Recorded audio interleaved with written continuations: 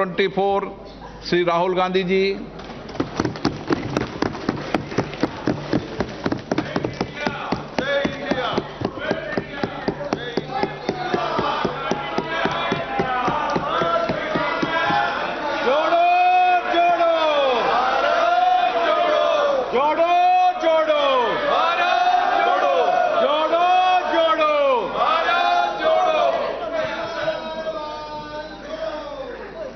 Speaker sir, सबसे पहले मैं आपका धन्यवाद करना चाहता हूं कि आपने मुझे लोकसभा में रीइंस्टेट किया।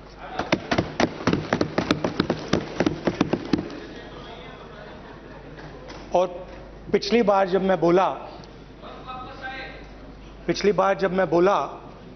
तो शायद मैंने आपको थोड़ा कष्ट भी पहुंचाया, क्योंकि मैंने इतनी जोरों से अदानी जी पे फोकस किया कि जो आपके सीनियर नेता हैं शायद उनको थोड़ा कष्ट हुआ। तो वो जो उनको कष्ट हुआ,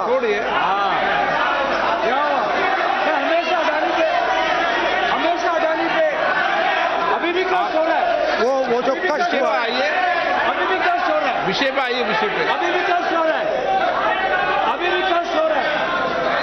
ये देखिए, ये सारे नहीं मगर सुनिए ये है। तो वो जो कष्ट हुआ, 1 2 3 4 5 उसका असर शायद आप पे भी थोड़ा हुआ। तो इसके लिए मैं आपसे माफी मांगता हूं, मगर मैंने सिर्फ सच्चाई रखी थी। मगर आज जो मेरे बीजेपी के मित्र हैं, आज आपको डरने की जरूरत नहीं है। डरो मत, क्योंकि आज जो मेरा भाषण है, डरो मत, और आप डरो मत।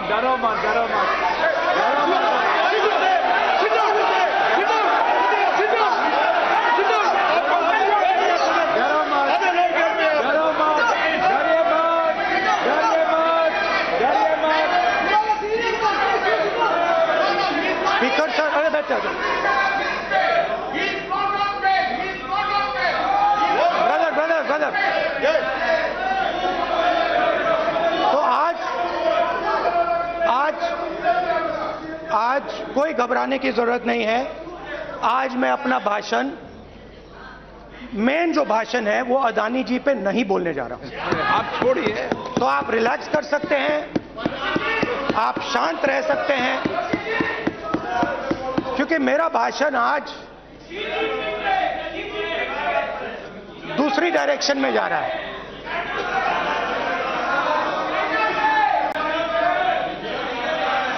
रूमी ने कहा था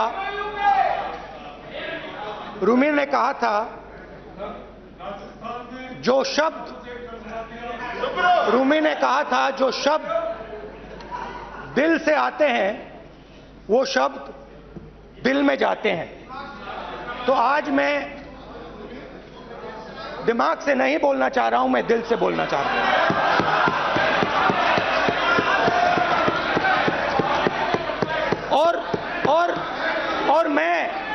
और मैं आज आप लोगों पर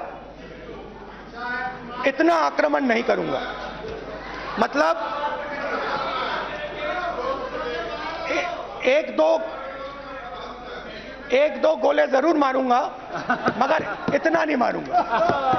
तो आप रिलैक्स कर सकते हैं। डरिए मत।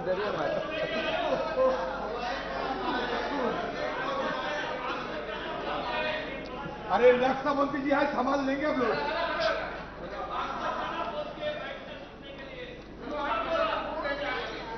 पिछले साल 130 दिन के लिए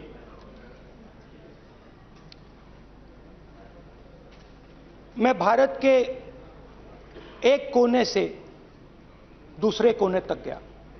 अकेला नहीं, बहुत सारे लोगों के साथ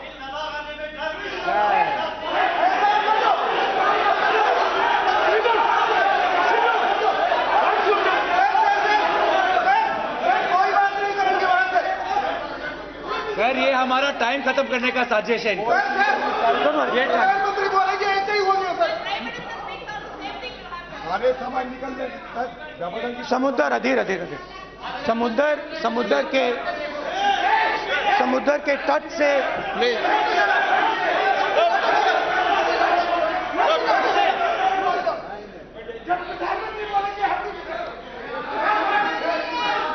माननीय सदस्य प्लीज प्लीज ऐसे धमकाने का वाक्य मत बोलो यहाँ पे प्लीज। यहाँ पे बोलिए, मैं आप उधर भी हाँ बोलिए। प्लीज। मैं समुद्र के तट से कश्मीर की बर्फीली पहाड़ी तक चला। नहीं, लद्दाख को मैंने नहीं छोड़ा। यात्रा अभी खत्म नहीं हुई है, यात्रा जारी है और जरूर लद्दाख आएंगे, घबराइए मत। बहुत सारे लोगों ने मुझसे पूछा यात्रा के दौरान, यात्रा के बाद कि राहुल तुम क्यों चल रहे हो, क्या तुम्हारा लक्ष्य क्या है,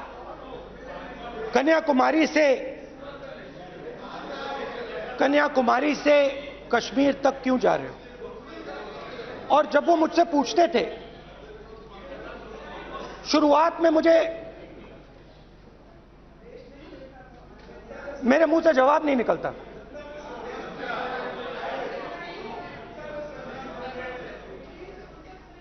शायद मुझे ही नहीं मालूम था कि मैंने ये यात्रा क्यों शुरू की। जब मैं कन्याकुमारी से शुरू हुआ, मैं सोच रहा था मैं हिंदुस्तान को देखना चाहता हूं, समझना चाहता हूं, लोगों के बीच में जाना चाहता हूं, मगर गहराई से मुझे मालूम नहीं था।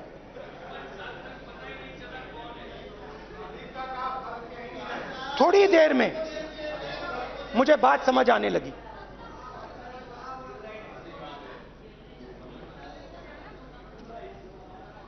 जिस चीज से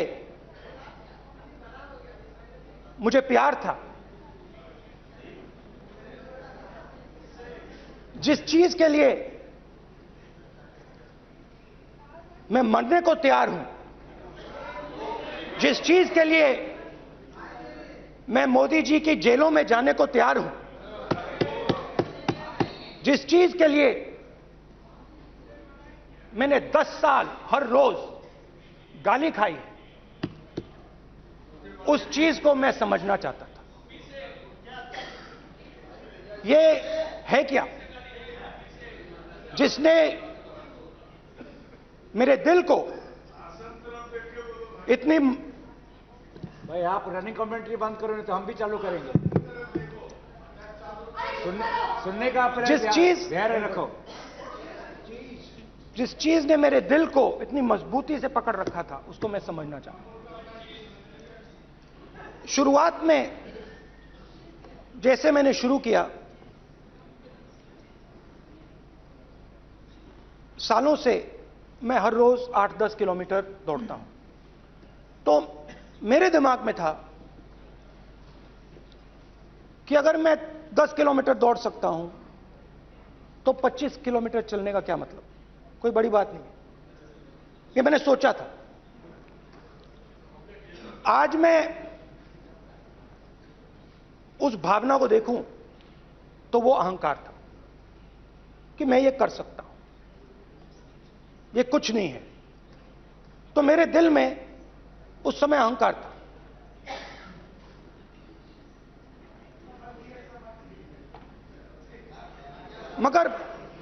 मगर भारत अहंकार को एकदम मिटा देता है, 1 सेकंड में मिटा देता है। तो हुआ क्या, 2-3 दिन में मेरे घुटने में दर्द शुरू हो गया। पुरानी इंजरी थी और जबरदस्त दर्द। हर रोज मैं उठूं और मेरे घुटने में दर्द, हर कदम में दर्द। तो पहले 2-3 दिनों में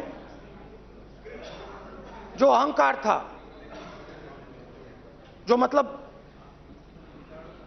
भेड़िया जो निकला था, वो चींटी बन गई एकदम। जो हिंदुस्तान को अहंकार से देखने निकला था, वो पूरा का पूरा अहंकार गायब हो गया। और रोज मैं डर डर के चलूं कि क्या मैं कल चल पाऊंगा।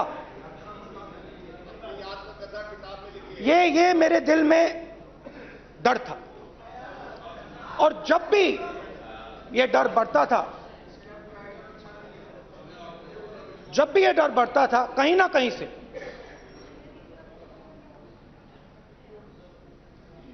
कोई ना कोई शक्ति मेरी मदद कर देती थी। एक दिन मैं सह नहीं पा रहा था, एक छोटी सी लड़की आती है, मुझे चिट्ठी दे देती। मैंने चिट्ठी खोली, 8 साल की थी, उसमें लिखा था, Rahul, I am walking with you, don't worry. उसने मेरे पैर में चोट देखी और उसने अपनी शक्ति मुझे दे दी। सिर्फ उसने नहीं, लाखों लोग ने। और शुरुआत में जब मैं चल रहा था, कोई किसान आता था, मैं एकदम पहले उसको अपनी बात बताता था कि आपको यह करना चाहिए, आपको इस प्रकार से काम करना चाहिए। मगर इतने लोग आए, हजारों लोग आए, कि थोड़ी देर में मैं बोल नहीं पाया। जो मेरे दिल में बोलने का डिजायर था, वो बंद हो गया। बोल ही नहीं पाया, क्योंकि इतने लोगों से बोलना था। और एक सन्नाटा सा छा गया, भीड़ की आवाज थी, भारत जोड़ो, भारत जोड़ो, भारत जोड़ो। और जो मेरे से बात करता था, उसकी आवाज में सुनता गया।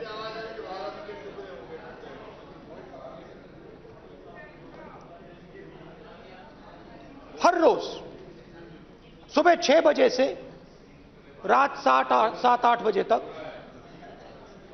आम आदमी, गरीब, अमीर, बिजनेसमैन, किसान, मजदूर, सबकी आवाज।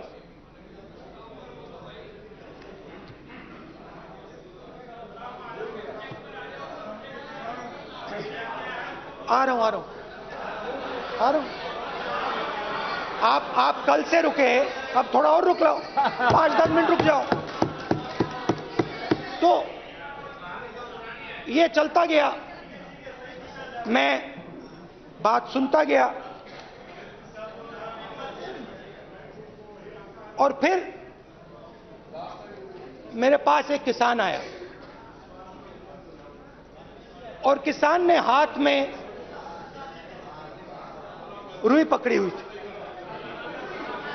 और उसने मुझे कहा, अध्यक्ष महोदय,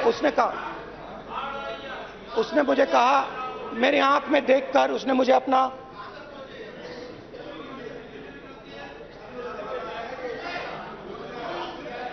वो रुई का बंडल दिया, और उसने कहा, राहुल जी, यही बचा है मेरे खेत का यही बचा है, और कुछ बचा नहीं है। मैंने उससे, जो मैं नॉर्मली सवाल पूछता था, भैया आपको बीमा का पैसा मिला, वो पूछा। बीमा का पैसा मिला, वो पूछा। और किसान ने मेरा हाथ पकड़ा। किसान मुझे कहता है कि नहीं राहुल जी, मुझे बीमा का पैसा नहीं मिला, हिंदुस्तान के बड़े उद्योगपतियों ने वो मुझसे छीन लिया। मगर इस बार बड़ी अजीब सी चीज हुई। जब मैंने किसान को देखा और वो मुझसे बोल रहा था, तो जो उसके दिल में दर्द था वो मेरे दिल में आया। जो उसके आंखों में शर्म थी जब वो अपनी बीवी से बात करता था, वो शर्म मेरी आंखों में आई। जब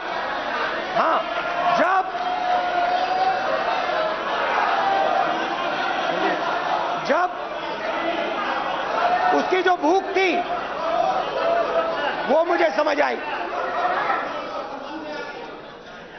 और उसके बाद यात्रा बिल्कुल बदल गई। मुझे भीड़ की आवाज नहीं सुनाई देती थी, मुझे सिर्फ उस व्यक्ति की आवाज सुनाई देती थी जो मेरे साथ बात कर रहा था। उसका दर्द, उसकी चोट,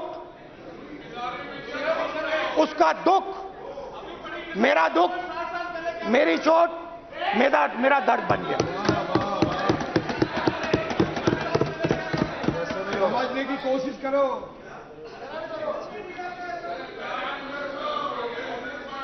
भाइयों और बहनों, लोग कहते हैं कि ये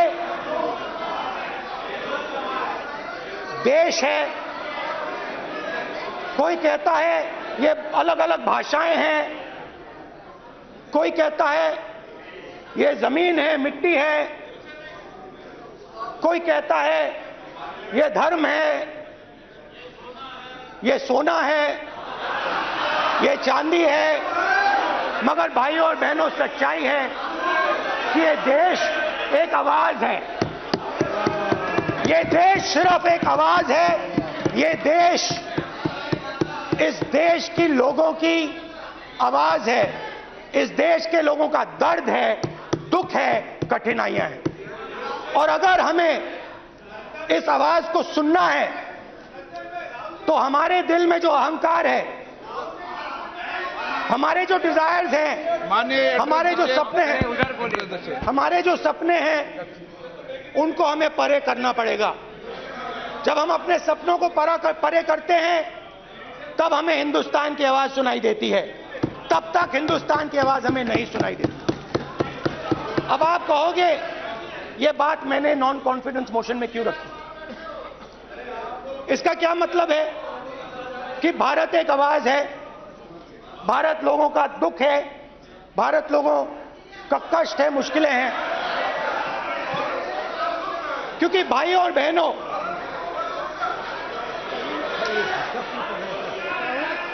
अध्यक्ष महोदय, अब पूरा सूद समेत जवाब तुमको मिलेगा, फिर पूरा सूद समेत जवाब देंगे सर। फिर आप हमें मत रोकेगा सर। अध्यक्ष महोदय, फिर आप हमें मत रोकेगा सर।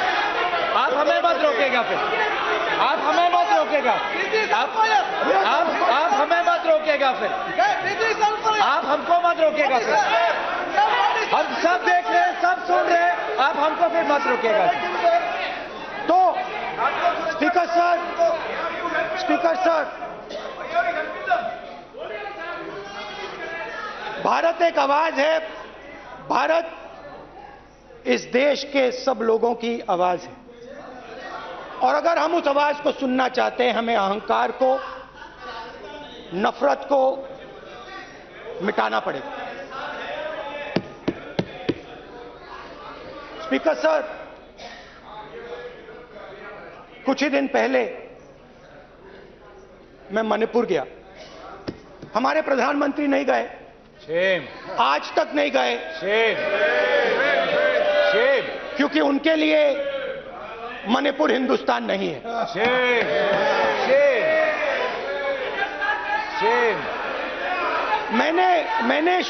मैंने मणिपुर शब्द प्रयोग किया,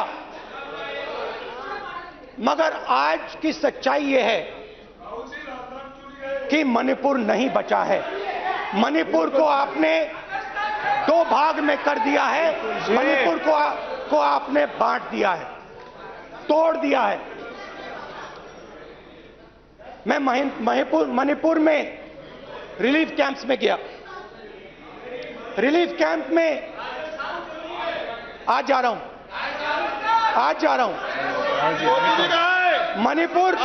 मणिपुर में रिलीफ कैंप में मैंने महिलाओं से बात की। ठीक है सर, अब आप हमसे मत रोकेगा। आप हमसे मत रोकेगा। You tolerate this all this. Sir, don't allow this. Time देखिए सर, Sit down. पूरा टाइम देखिए। Yeah. Why you all this hooligan? कल देखेंगे, कल देखेंगे, कल देखेंगे। बात नहीं करेंगे सर, प्रधानमंत्री की बात नहीं करेंगे सर।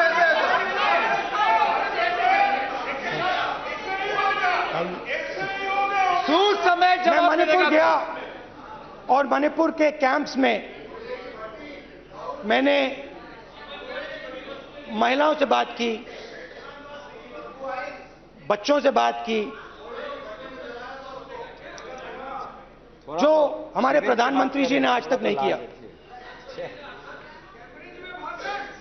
एक महिला मुझे कहती है, मैंने उनसे पूछा, बहन क्या हुआ आपके साथ? What's this? ठीक है सर, एक एक मंत्री बोल रहे हैं, कल आप बोले एक एक मंत्री खड़े होके बोल रहे हैं, एक एक मंत्री खड़े होके ऐसे कर रहे हैं। एक एक मंत्री खड़े होंगे तो पूरे सांसद खड़े होंगे यहाँ पे, पूरे सांसद खड़े होंगे यहाँ पे। बैठे नहीं है, चुपचाप करिए। कल पूरे सब खड़े होंगे, पूरे सब खड़े होंगे। कल सिर्फ कांग्रेस पार्टी नहीं, पूरा देश खड़ा होगा आपके खिलाफ। तो पूरा देश कल आपके खिलाफ खड़ा होगा। मैं बहुत सारी महिलाओं से बात किया, मगर मैं आपको दो उदाहरण देना चाहता हूं। एक महिला मुझे कहती है, मैंने कहा क्या हुआ तुम्हारे साथ? कहती है, मेरा छोटा सा बेटा, महिला का सम्मान करें प्लीज ये देखो, ये सम्मान एक ही बच्चा था मेरा, कोई शर्म कर लो गल मारी। एक ही बच्चा था मेरा, मेरे सामने, मेरे आंखों के सामने उसको गोली मारी है। मैं पूरी रात, आप सोचिए, आप अपने बेटों के बारे में सोचिए, मैं पूरी रात उसकी लाश के साथ लेटी रही। झूठ नहीं, झूठ आप बोलते हो, झूठ मैं नहीं बोलता हूं। मैं पूरी रात उसकी लाश के साथ लेटी रही और फिर मुझे डर लगा, मैंने अपना घर छोड़ दिया, जो भी मेरे पास था वो मैंने छोड़ दिया। मैंने उनसे पूछा, कुछ तो लाई होगी? कहती है, नहीं, सिर्फ मेरे जो कपड़े हैं ये मेरे पास हैं। और फिर इधर उधर ढूंढती है और एक फोटो निकालती है और मुझे कहती है, यही मेरे पास अब बची है।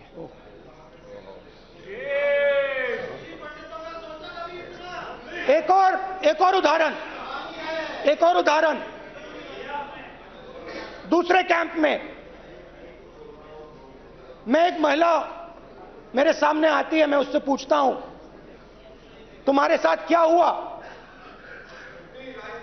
क्या हुआ तुम्हारे साथ? और जैसे ही मैंने ये सवाल पूछा,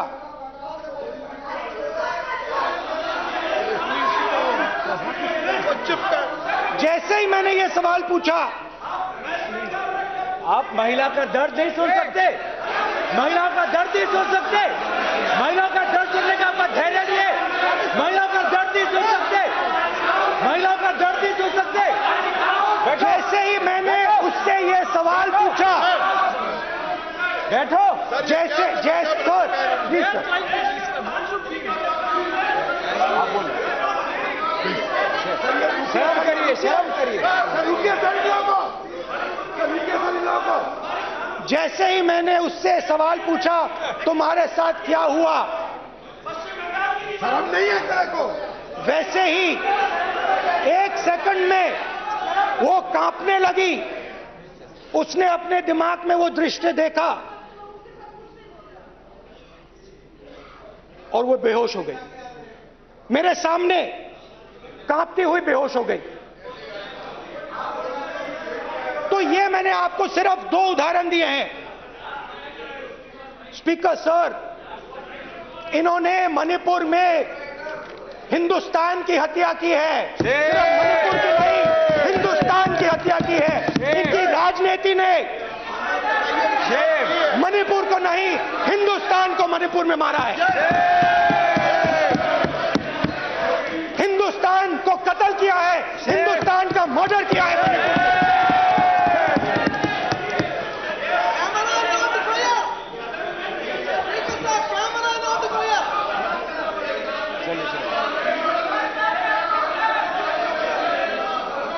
अरे 2 भाग किए हैं, शर्म करिए जी।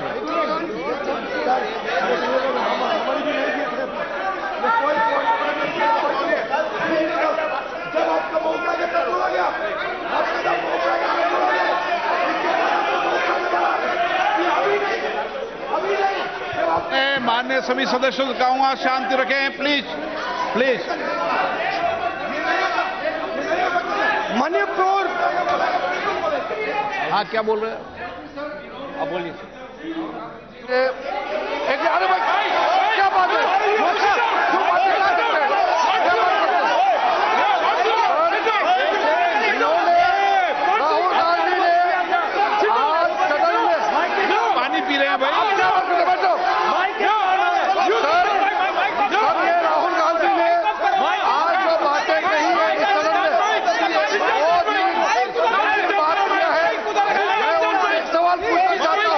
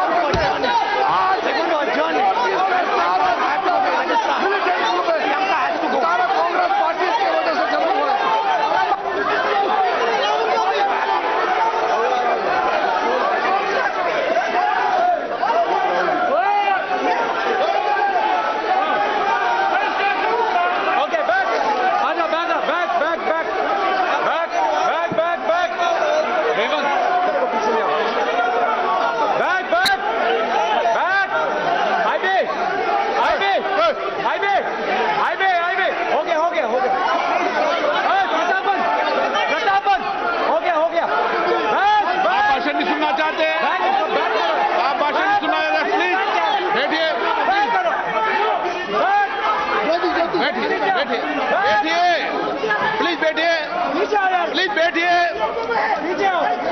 प्लीज बैठिए। चले चलिए चलिए अंदर चलिए। Okay, thank you thank you सबसे बड़ा thank you thank you please please thank you thank you thank you thank you.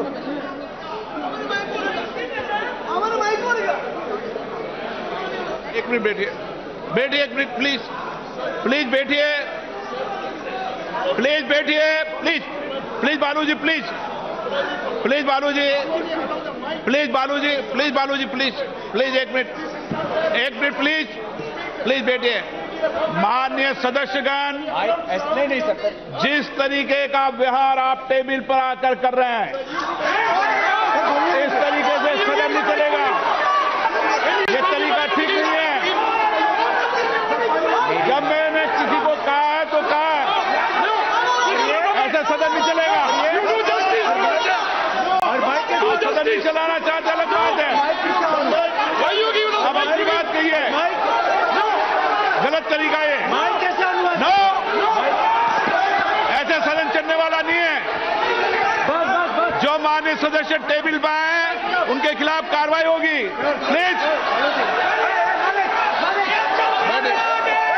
बैठिए, बैठिए, बैठिए, आप भी बैठिए, आप भी बैठिए। माननीय मंत्री जी, माननीय मंत्री जी, प्लीज बैठिए। भारत सदन है, माता, प्लीज बैठिए, भारत माता, प्लीज बैठिए। Please brother. मैं बहुत शांति से सुन रहा हूं, इसका तरीका ये नहीं है उचित हो कि आप टेबल पर आए। नहीं, गलत तरीका ये। आप जैसे मैंने माननीय sir please, please brother, please भैया पानी ले। जैसे मैंने भाषण के शुरुआत में बोला, भारत एक आवाज है, भारत हमारी जनता की आवाज है, दिल की आवाज है। उस आवाज की हत्या आपने मणिपुर में की। इसका मतलब भारत माता की हत्या आपने मणिपुर में की।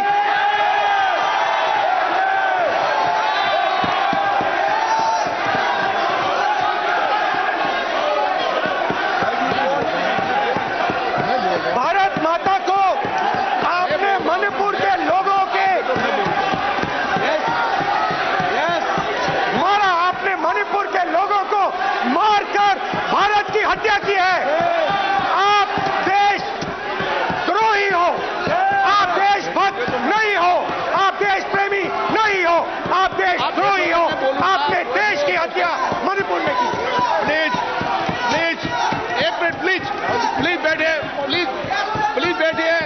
अब सवाल आप उठता है, बैठना चाहते नहीं बैठना चाहते, आप बैठना चाहते नहीं बैठना चाहते, इसीलिए आपके नहीं बैठना प्रधानमंत्री चाहते आप। मणिपुर में नहीं मैं जा कह रहा हूं, सकते बैठिए आप। हैं, क्योंकि उन्होंने प्लीज देश की हत्या की है। मणिपुर में हिंदुस्तान की हत्या की है, भारत माता की हत्या की है। मणिपुर के लोगों के दिल में। प्लीज एक मिनट बैठिए आप। तो सवाल उठता है, एक मिनट बैठिए, एक मिनट। आप भी विराजे, आप भी विराजे, आप भी विराजो, आप भी विराजो। आप बैठिए सही, नहीं बैठिए रहने दो आप, चलो आप बैठिए आप, प्लीज बैठिए आप, प्लीज। आप बोल रहे हैं फिर। आप भारत माता के रखवाले नहीं हो, आप भारत माता के हत्यारे हो। प्लीज माननीय सदस्य, प्लीज माननीय सदस्य,